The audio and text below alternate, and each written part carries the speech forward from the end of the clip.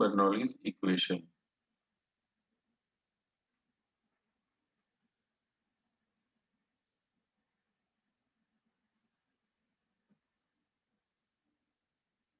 So imagine a pipe. A pipe is like this.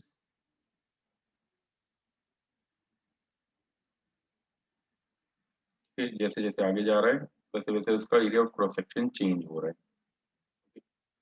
Imagine a pipe like this.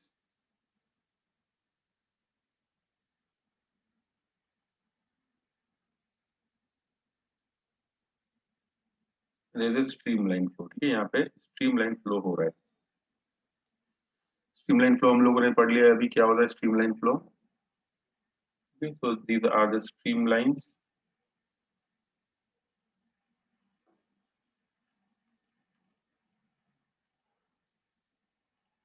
This is one of the stream line. तो हम लोगों ने ये भी देखा था two stream lines never intersect with each other.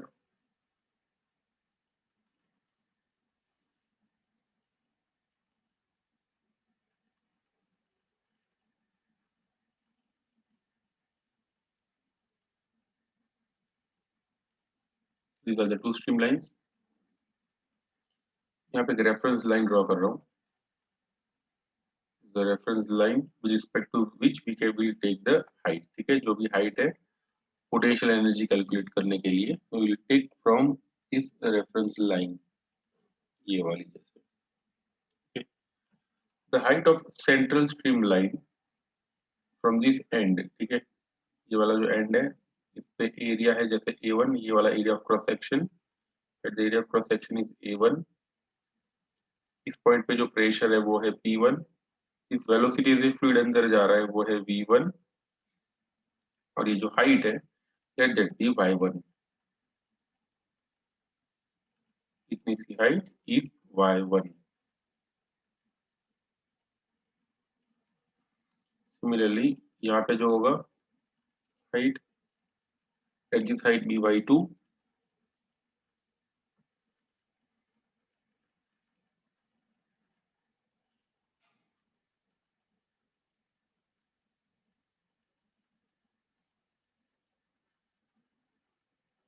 इसकी height है Y2।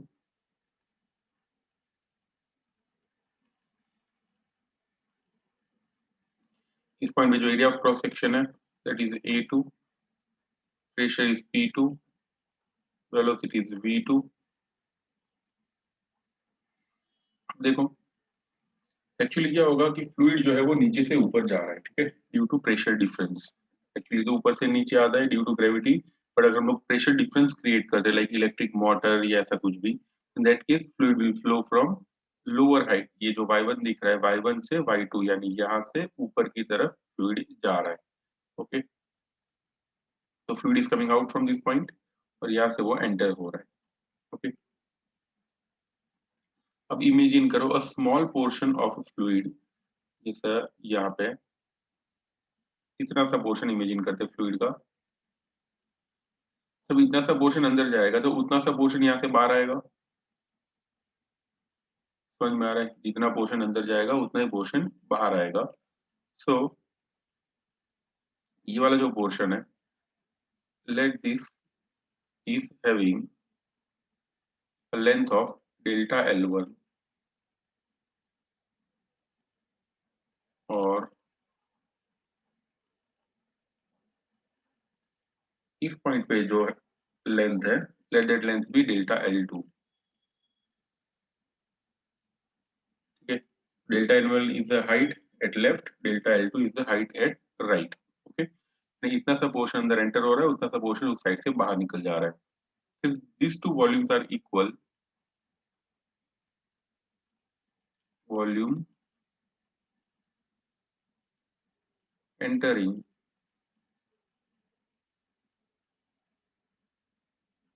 from A1 is equal to volume of fluid, ठीक है, leaving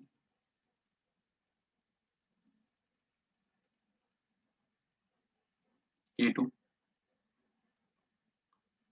समझ में आ रहा है, जितना वॉल्यूम अंदर एंटर होगा उतना ही वॉल्यूम A2 से लीव करेगा, ठीक है, A2 से बाहर आ जाएगा।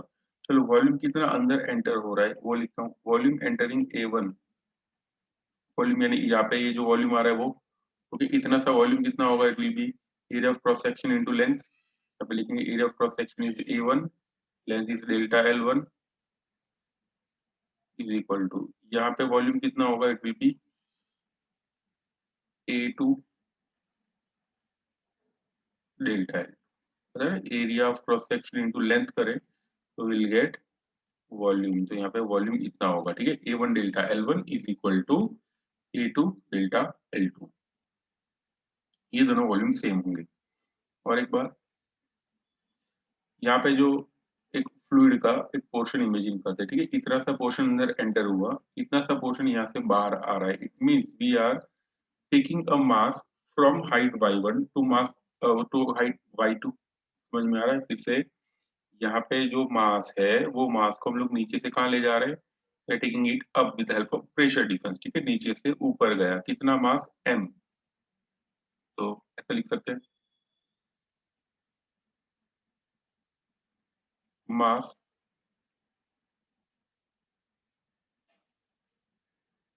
ऑफ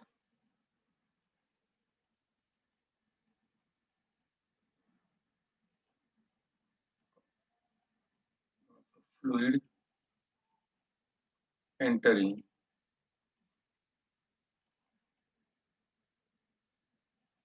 A1, देखो density is equal to mass upon volume, तो मास इज इक्वल टू क्या होगा, density into volume,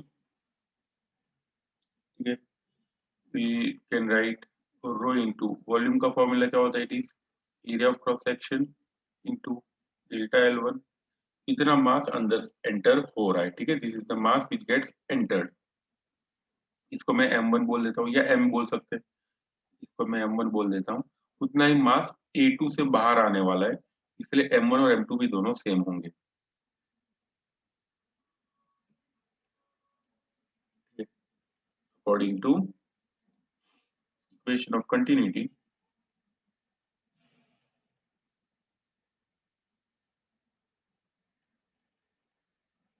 equation of continuity,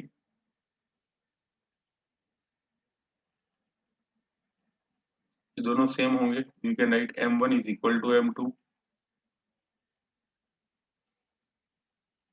okay, जितना मास अंदर नीचे से एंटर हो रहा है उतने मास लीव करेगा, लेट दिस बी M, इसको M इमेजिन कर लेते हैं, नाउ वी नो दैट,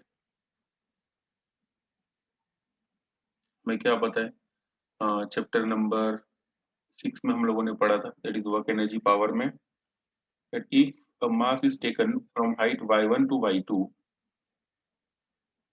यानी पहले मास इधर है, like this mass is taken from this height to this height, ठीक है, नीचे से अगर हम लोग ऊपर ले जाते हैं, कोई भी पाथ से ले जाए, कैसे भी ले जाए, in that case work done पता है किसी को कितना होता है, initially it is at height y1, बाद में ये चला जाता है y2 पे, बताओ वर्क डन कितना होगा, mass is m,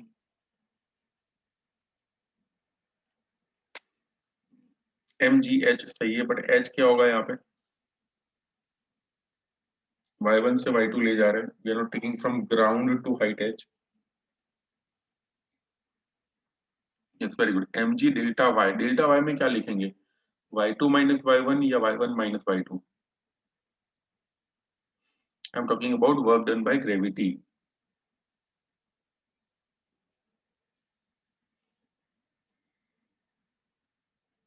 y2 minus y1 नहीं होगा, it will be yes y1 minus y2, okay, work done by gravity जो भी होगा, आर्यन एंड दर्शी सही आंसर दिया है, वर्क डन बाय ग्रेविटी, इसीलिए चलो मैं बता देता हूँ वाई ऐसा क्यों होगा ऐसा, देखो इमेजिन करो दैट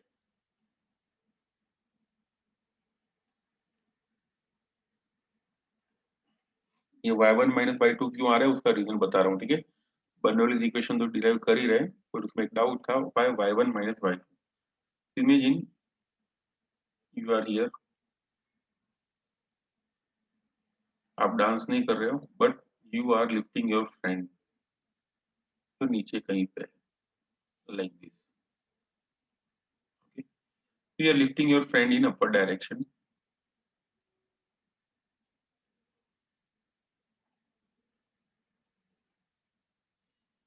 तो जैसे जैसे आपका फ्रेंड ऊपर जाएगा, दो लोग यहाँ पे वर्क करें, ठीक है। ये डायरेक्शन में फोर्स कौन लगा रहा है? This is the force exerted by you. जैसे किसी का नाम ले लेते हैं अभी इधर,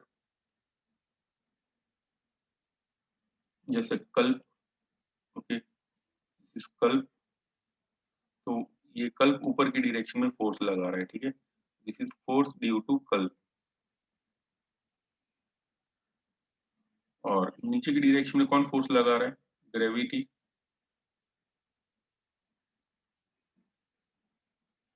अगर मान लो ये हाइट इनिशियली y1 है, यहाँ से अगर मान लो कल्प उसको यहाँ तक खींच के ले आता है, this is final position, let this height be y2, okay. In that case work ऐसा होगा, वर्क बाय कल्प is equal to mg bracket में y2 minus y1 and work done by gravity will be mg bracket में y1 minus y2, ठीक है। ऐसा इसलिए होगा that when ग्रेविटी की बात करें तो ग्रेविटेशनल फोर्स जो लग रहा है, it is in the opposite direction to that of displacement. समझ में आ रहा है? डिस्प्लेसमेंट हो रहा है ऊपर, ग्रेविटेशनल फोर्स लग रहा है नीचे। As a result when we are talking about gravity, होगा mg y1 minus y2। If we are talking about the force, जो फोर्स लग रहा है, जो लगा रहा है, ठीक है, with respect to that it will be y2 minus y1। तो याद रखना ये y2 minus y1 कब लेना है और y2 minus y1 कब लेना है, ठीक है। So I am talking about gravity, इसीलिए y1 minus y2 होगा, ओके। सिमिलर केस स्प्रिंग के लिए भी होता है। स्प्रिंग को अगर हम लोग खींचते हैं, ठीक है, spring is stretched like this, तो इसमें भी दो टाइप के वर्क होते हैं। जैसे हम लोग इस डायरेक्शन में खींचते हैं, कल्प is pulling spring in this direction, इस केस में वर्क डन बाय कल्प कैसा होगा? इट विल बी के वाई, हाफ के वाई स्क्वायर। ऐसा वर्क में इसमें तो कोई प्रॉब्लम नहीं होता है। फोर्स की बात करें तो फोर्स ऐसा होगा, एफ इज इक्वल टू के वाई प्लस में, दिस इज बाय कल्प, ओके। और अगर स्प्रिंग की बात करें तो एफ स्प्रिंग की वजह से होगा माइनस के वाई। इसमें भी दो फॉर्मूला हो सकती है, ठीक है, plus K Y and minus K Y. वापस इधर आ जाते हैं। Here the mass is taken from height y1 to y2, y1 से लेके y2 तक ले जा रहे हैं, दैट्स व्हाई वर्क डन होगा। पहले we know that work done in taking mass m from height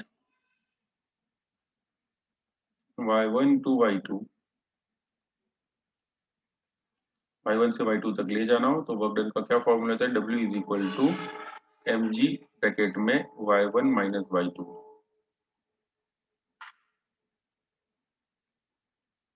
is the work done by gravitational force. और एक बात, work done at point one, ठीक है, ये जो वो वन वाला पॉइंट है ना, ये वन पॉइंट इमेजिन करो and this is point number two. तो एट पॉइंट वन या पॉइंट एबीसी कुछ भी नाम दे सकते थे, at one work done due to pressure,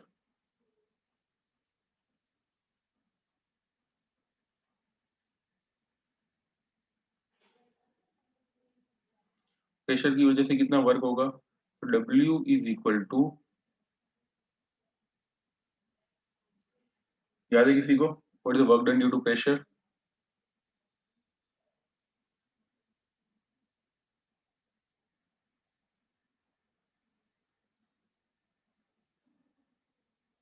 बोलो, what is work done due to pressure?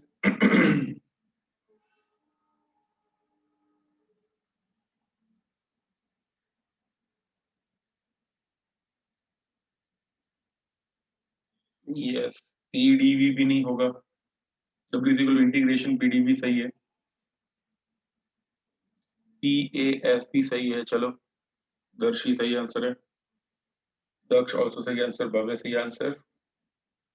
Yes, ये फाइनल हाइट जो है it is y2 and not y1, ठीक है, final height is y1, sorry y2, नीचे से ऊपर जा रहा है, final height is y2 and initial height is y1। इस work done due to pressure, बता देता हूँ कैसे आया।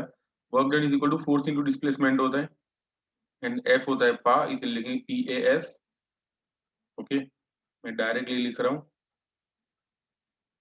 Work done is equal to pressure area displacement, pressure area displacement. One की बात करें तो कितना होगा, इट विल बी W1 बोल देता हूँ वर्क को, P1 A1 delta L1। Okay, this is the work done at point 1 पे इतना वर्क हो रहा है। ओके, वैसे ही एट पॉइंट 2 वर्क कितना होगा,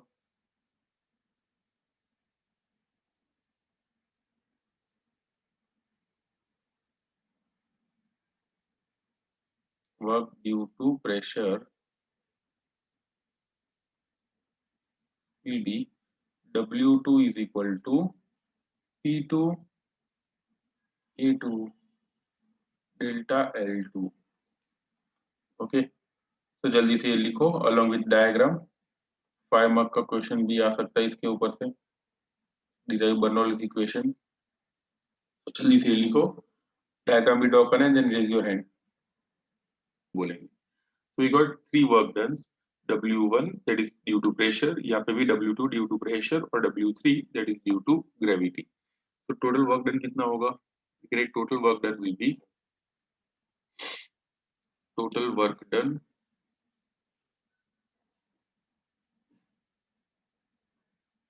total work will be W is equal to W1 plus W2 plus W3,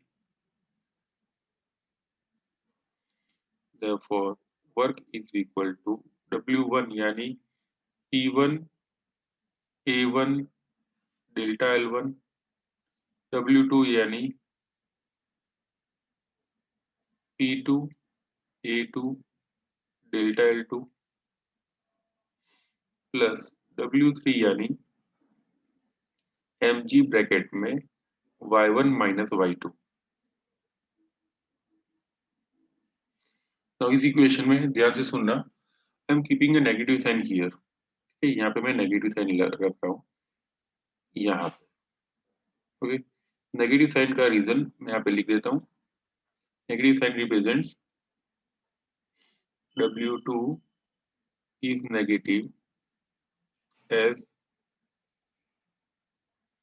the pressure difference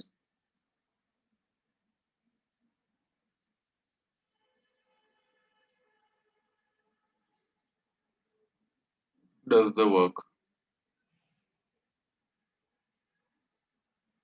ठीक है, यहाँ पे वर्क किसकी वजह से हो रहा है, work is due to pressure difference, pressure का डिफरेंस होगा तो ही वर्क होगा। ओके, तो यहाँ पे भी अगर प्रेशर, मान लो प्रेशर मैं यहाँ से इस डायरेक्शन में लगा रहा हूँ, यहाँ से इस डायरेक्शन में प्रेशर लग रहा है, तो वर्क होगा ही नहीं। ठीक है, प्रेशर का डिफरेंस होना बहुत ही जरूरी है। तो यहाँ से इस तरफ जा रहा है और दोनों के बीच में प्रेशर का डिफरेंस है, जैसे यहाँ पे प्रेशर P1 है, यहाँ पे प्रेशर P2 है, P1 वाला प्रेशर P2 से ज्यादा हो तो ही फ्लूइड हायर प्रेशर से लोअर प्रेशर की तरफ जाएगा। ओके, सो देयरफॉर P2 वाला जो प्रेशर है वो with respect to P1 negative होना चाहिए। ठीक है, तो नेगेटिव प्रेशर का मीनिंग ये होगा यहाँ पे that it is less. Okay, pressure because it is a vector quantity, और vector sorry it is a scalar quantity, pressure is a scalar quantity, scalar quantity negative यहाँ पे इसलिए ले रहा है बिकॉज वो जो P1 है उसके विद रिस्पेक्ट टू नेगेटिव होगा। ठीक है, तो जैसे वर्क होता है, work is a scalar quantity even though it is taken positive and negative according to some conditions, तो वैसे ही प्रेशर भी जो है it is a scalar quantity और इट इज टेकन पॉजिटिव और negative according to certain condition. और यहाँ पे कंडीशन क्या है कि P नीचे से ऊपर ले जाना है उसे, P1 से P2 तक, so that's why we have taken it negative। अभी याद करो वर्क डन का फॉर्मूला क्या होता है, टोटल वर्क डन, ये इसको इक्वेशन नंबर 1 बोल देते हैं।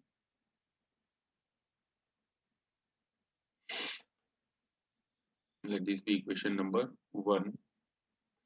Now we know that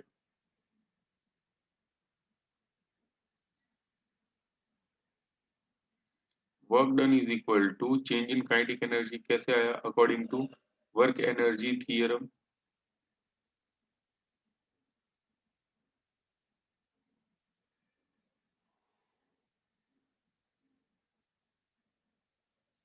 ठीक है, according to work energy theorem, yes, delta Ke. So therefore work done will be final kinetic energy minus initial kinetic energy. Final kinetic energy यानी कितना होगा, it will be half mv2 square minus initial kinetic energy यानी half mv1 square. Let this be equation number 2.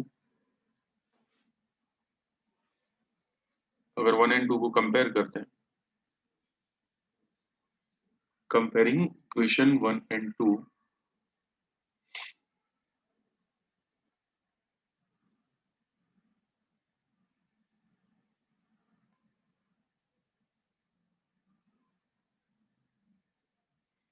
1 और 2 को compare करें तो क्या मिलेगा, will get half m2 mv2 square minus half mv1 square is equal to p1 a1 delta l1 minus p2 a2 delta l2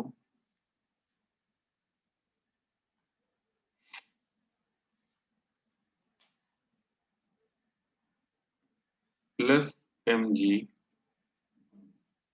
y1 minus mg y2। आ रहा है समझ में? यू कंपेयर इक्वेशन 1 एंड 2, ठीक है, 1 और 2 को हम लोगों ने कंपेयर किया। अब ये जो 1 वाले टर्म्स है उसको मैं एक तरफ ले लेता हूँ और 2 वाले टर्म्स को एक तरफ ले लेता हूँ और पूरे इक्वेशन को रीअरेंज करूँ तो ऐसा मिलेगा half mv1 square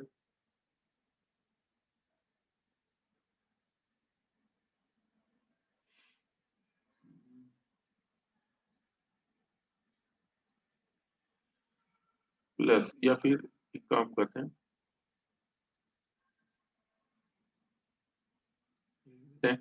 p1 a1 delta l1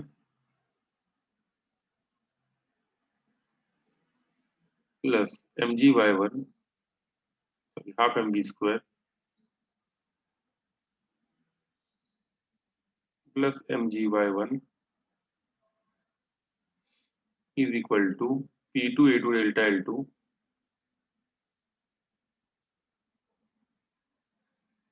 plus half mv2 square plus mg y2। तो ऊपर से नीचे वाला जो स्टेप है देख लो, कुछ डाउट हो तो अभी बताओ। I am giving 30 seconds. अब यहाँ पे a1 डेल्टा l1, ठीक है, see this one, this is a1 delta l1, okay, and this is a2 delta l2। ये एरिया इनटू लेंथ होता है वॉल्यूम, जो हम लोगों ने अभी फर्स्ट स्लाइड में देखा। This is a1 delta l1, देखो a1 डेल्टा l1 और a2 डेल्टा l2 ये दोनों तो सेम है, ठीक है, दिस टू आर सेम, और इसको हम लोग बोल देते हैं वॉल्यूम, ठीक है, लेट दिस बी वॉल्यूम। तो मैं यहाँ पे लिख देता हूँ v, ठीक है, तो a1 डेल्टा l1 की जगह v लिख दूंगा, v स्टैंड्स फॉर वॉल्यूम, और a2 डेल्टा l2 जो है उसकी जगह भी मैं वॉल्यूम लिख देता हूँ। तो if these two are taken to be volumes, अगर ये वॉल्यूम ले लेते, these two are taken to be volumes, तो ऐसा होगा P1 V P1 V plus half mv1 square plus mgy1 is equal to P2V plus half mv2 square plus mgy2, ठीक है। अब देखो ये पूरे इक्वेशन को मैं वॉल्यूम के साथ डिवाइड कर देता हूँ, ठीक है। ओके, वॉल्यूम V1 और V2 ही होगा, बट V1 और V2 दोनों सेम होंगे, ठीक है। This two volumes are equal, याद है ना, according to equation of continuity जितना वॉल्यूम A1 में एंटर होगा, let that volume B V1, और वो वॉल्यूम कितना होगा जो वॉल्यूम लीव हो रहा है, दैट इज V2। V1 और V2 दोनों सेम है, उसको मैं V बोल रहा हूँ, let it be V। Okay, और वही V यहाँ पे लिखा हुआ है, A1 डेल्टा L1 की जगह मैंने V लिखा, और यहाँ पे A2 डेल्टा L2 की जगह भी मैंने V लिखा। ओके, अब पूरे इक्वेशन को वॉल्यूम के साथ डिवाइड कर देते हैं, ठीक है। Dividing up of equation with V,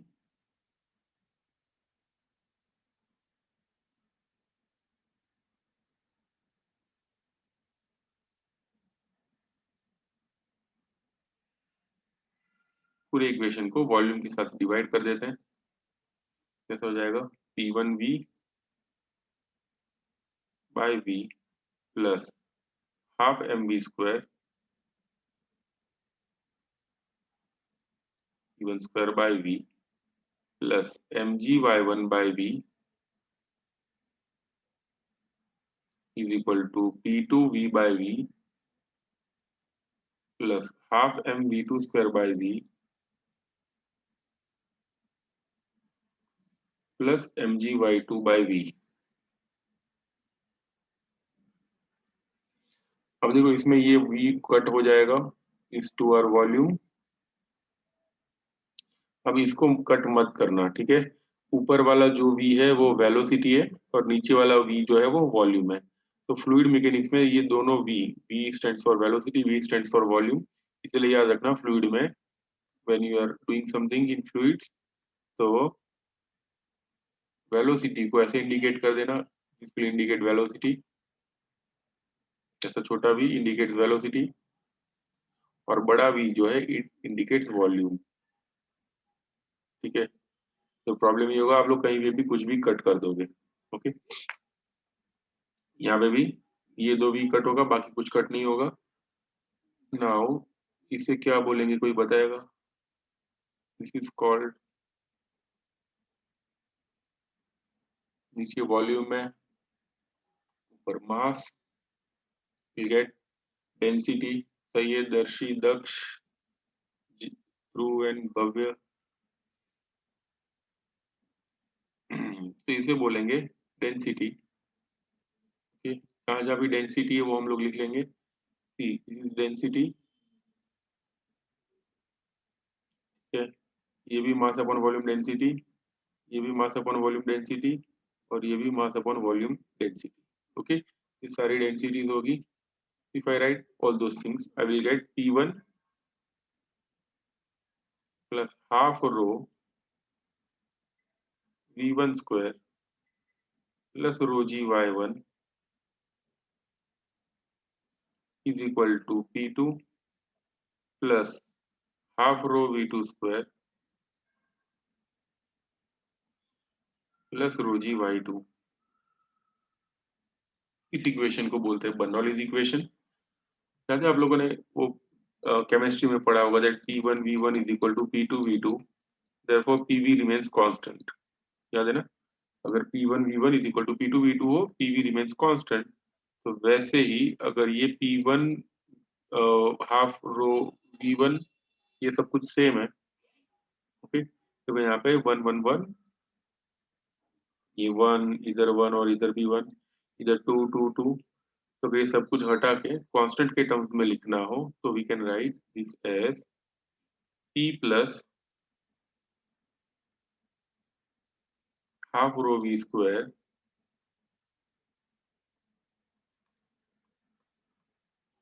half rho V square plus rho GY remains constant. इस इक्वेशन को बोलते हैं बर्नौलीज इक्वेशन, और बर्नौलीज इक्वेशन का स्टेटमेंट इसके ऊपर से ही बनता है, तो मैं आपको नेक्स्ट स्लाइड में बताता हूँ। सबसे पहले ये लिखो, फिर हाँ याद रखना, ये इक्वेशन आपको याद रखना होगा, ठीक है। और ये याद कैसे रखना है उसकी टेक्निक भी मैं आपको भी बताता हूँ, ठीक है। जल्दी से पहले लिख लो, then raise your hand. Yes, how to remember this Bernoulli's equation, because numerical में आपको ये फॉर्मूला डायरेक्ट यूज करना होगा।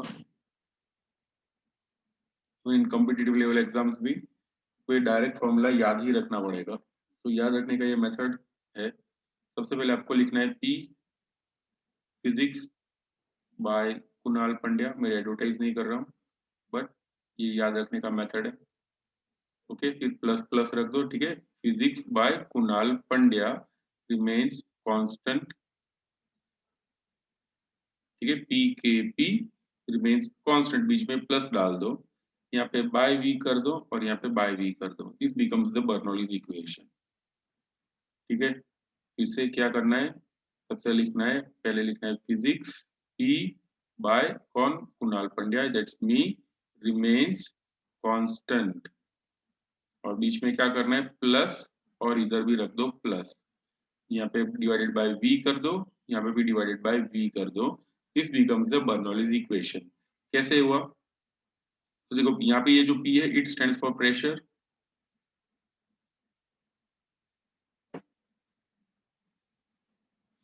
ये जो है it is kinetic energy per unit volume,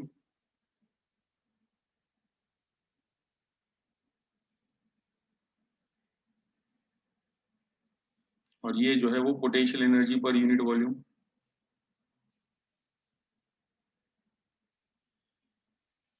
this remains constant.